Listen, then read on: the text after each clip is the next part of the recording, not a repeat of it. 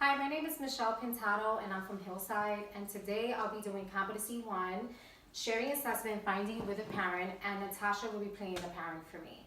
So, Natasha, as we had met previously, I know that you had discussed with me that your daughter was not going to school and you were having just a power struggle with her as far as getting her out of bed and making sure that she got dressed and making sure that she went to school, and she's been absent quite some time, and you guys have been having struggles with that at home. Is that sound Right. about right? Yeah, it's just so hard to get her to just go to school. I mean, getting her out of bed takes about an hour. It's just so much. But yeah, you're right. And that's what we had talked about is, the trouble and the defiancy I'm having with her to just get her to school. Yeah.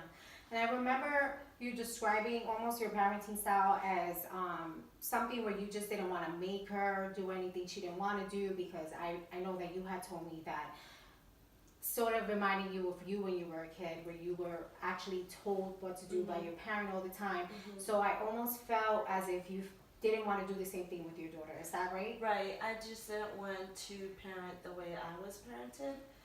So I'm trying something different, but I don't know if it's really helping at this point because she's becoming more defiant, and I think I've become more laid back in such situations. So I Okay. think that's what the issue's causing sometimes Okay. for us to have that,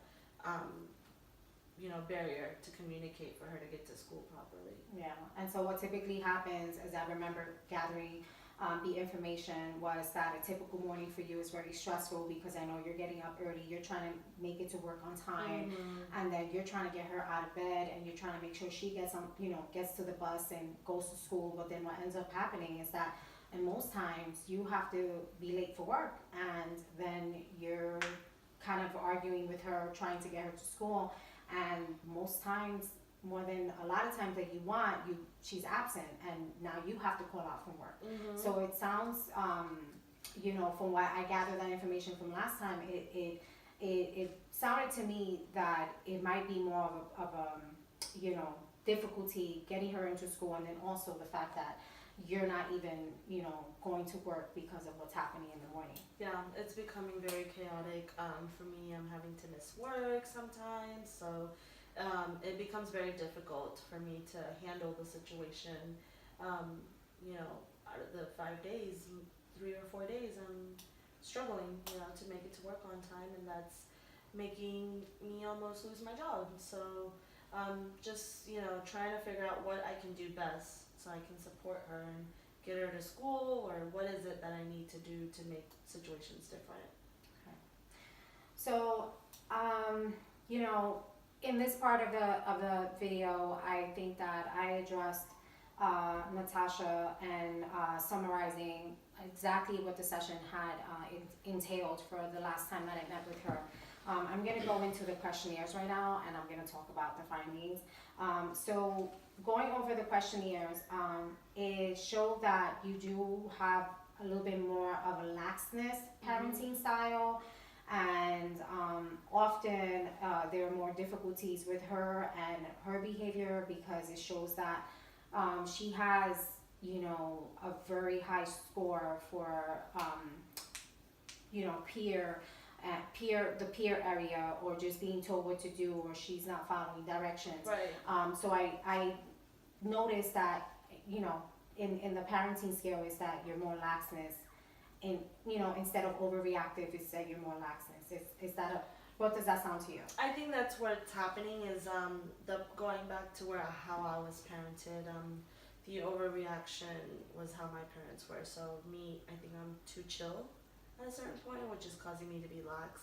So at this point, I need to be somewhere in the middle where I'm able to get my point across as well.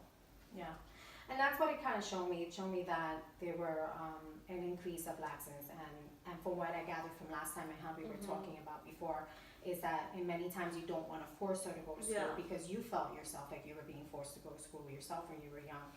So, going over the monitoring forms, I know that there was the checklist that you had agreed to check off, um, as often as you found that there was a power struggle or a behavior with Josephine.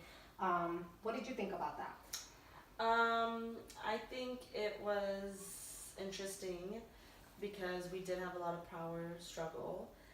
Looking back at it, I mean, it did help me because I was able to see that the more struggle was on days where um, I was more, the days that I was waking her up super early was where I was having more trouble because in my head I was thinking, let's wake up a little early because I already have so much trouble waking her up. But the days that I was like, quick, let's get everything done within 45 minutes, she was more reluctant to get up. Yeah. So I started seeing that dynamic as well. Yeah. So on the checklist, I noticed on that checklist that it was more, tracked during the morning time. Yeah. Where again it goes back to you reporting that that's where you guys are having the most struggles, Mhm. and that's when she's becoming resistant or reluctant not to go to school. Right. So I observed that there definitely, I feel from what you had shared with me, and I thank you for sharing that with me, and I want to thank you for gathering that information and completing that checklist.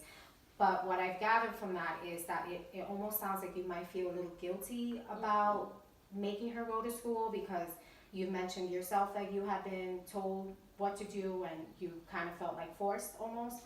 Yeah, I was forced, but not really with school at a certain point. Sometimes just depended. So yeah, you're absolutely right that I don't want to be forcing her either. Yeah, yeah. But then at the same time, you're finding yourself being late to work, not going to school, and now she's missing a lot of school time. True, that's true. So it's hindering our ability to do the daily function things we need to be doing it. Yeah, and that's what I gathered from that information and the observation of, you not wanting to force her, but also it's affecting you and that you want to kind of do something about it. So gathering all of this information, it sounds like you have your daughter at home, you're struggling with getting her to school, you're not being at work efficiently like you should be, and you're missing work sometimes, she's missing school, and now it seems like it's affecting both your work and school life and also the home life. From what I'm gathering is that you are more laxness, there's more laxness to your parenting style, and maybe it has to do with the way that maybe you feel, how you feel personally, how you're parenting her. And so during the checklist, it shows that in the morning time there are some power struggles, and you are not, as often you're not really, being successful because she doesn't want to get out, and she's being more reluctant to get out from her bed and go to school. So observing that you may feel that at times, you don't want to force her, and you are a little laxness, all of that information, does that sound about right to you? Right. I think the monitoring form helped me out a lot, along with the parenting style you're saying. I do agree with the lax part of it. I do say that it is hindering our ability to work forward towards goals.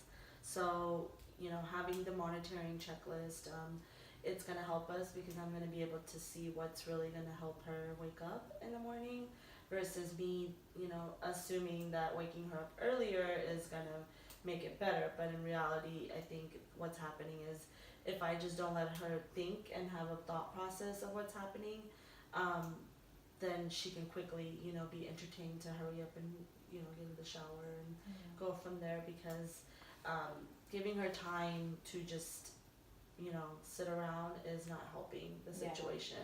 And it's making me wake up earlier than I need to as well. So the checklist is helping. The monitoring form does help, understand that.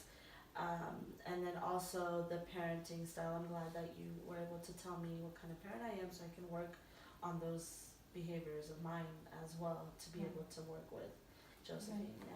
So it does fit the observation. Yes. It fits your observation. I agree. Yes. Okay. So is there anything else you'd like to add? I think for this time, I would probably try to use the behavior diary as well, just to make sure that I'm doing what I need to. I really think I went over it, and I think it was a good part of the checklist that I want to add. So that could be something maybe we can talk about as well. Absolutely, and I think that's a great idea. So in this part, I think that I definitely describe and share findings with the parent very accurately. I think I did very well with allowing the parent to speak and giving the time for the parent to really self-disclose how she really feels and what's going on with her emotionally, personally, and also with how she's parenting her child and what's going on at home. I think I could definitely work better on probably becoming more confident and making sure that I'm not adding any, new information or any information that's not needed. But I think that I could definitely be more confident, and I can work on that. But I definitely, will continue to practice these skills. Thank you.